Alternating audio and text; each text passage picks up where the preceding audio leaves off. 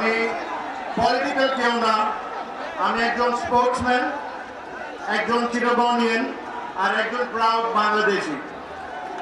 আমি আজকে এই জায়গায় দাঁড়িয়ে প্ল্যাটফর্মে দাঁড়িয়ে চিটাগাংয়ের স্পোর্টস রিলেটেড নিয়ে কিছু কথা বলতে চাই।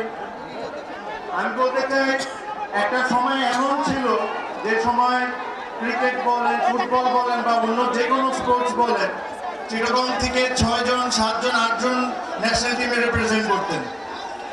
বাট লাস্ট 15 বছর ধরে আমরা দেখছি যে চিটাগাং থেকে হার্ডলি 1 জন বা 2 জন ক্রিকেটে বলেন বা ফুটবলে বলেন বা অন্য যে কোনো স্পোর্টসে ন্যাশনাল টিমকে রিপ্রেজেন্ট করছেন। তো এটার আনসারটা আমাদেরকে খুঁজে বের করা খুব ইম্পর্টেন্ট, যে কেন চিটাগাংয়ের মতো এত বড় একটা ডিভিশনে আমরা স্পোর্টসম্যান প্রডিউস করতে পারছি না। আমার কাছে মনে হয় যদি একটা অনেস্ট আনসার এটার আপনারা জানতে চান, তাহলে এই আনসারটা আপনাদের নিজেদের দিতে হবে। আপনারা যদি এখন মনে করেন যে অমুকের কারণে খেলতে পারি নাই, অমুকের কারণে খেলতে পারি নাই, তাহলে এটা একটা স্পোর্টসম্যানের কথা হবে না। একটা স্পোর্টসম্যানের কথা হবে যে হয়তোবা আমার কোনো একটা ভুল ছিল, এই কারণে আমি জাতীয় দলে যেতে পারিনি।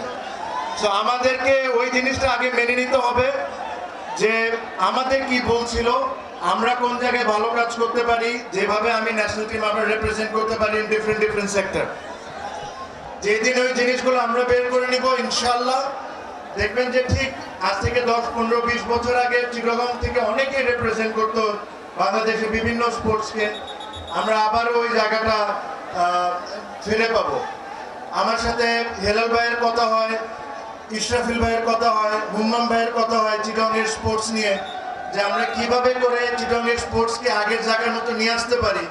আই এম শিওর ওনারা যখন সুযোগ পাবেন তখন ওনাদের বেস্ট ট্রাই করবেন যে চিটাগাংয়ের ইন্টারেস্টটা ওনারা সবচেয়ে আগে রাখবেন, রেখে ওনারা যেই ধরনের স্পোর্টসই হোক না কেন, cricket, football, badminton, any sports, এই স্পোর্টসকে ওনারা প্রমোট করবেন in the right possible way, যেরকম চিটাগাং থেকে আবার আমরা আগের দিনে ফিরে যাই।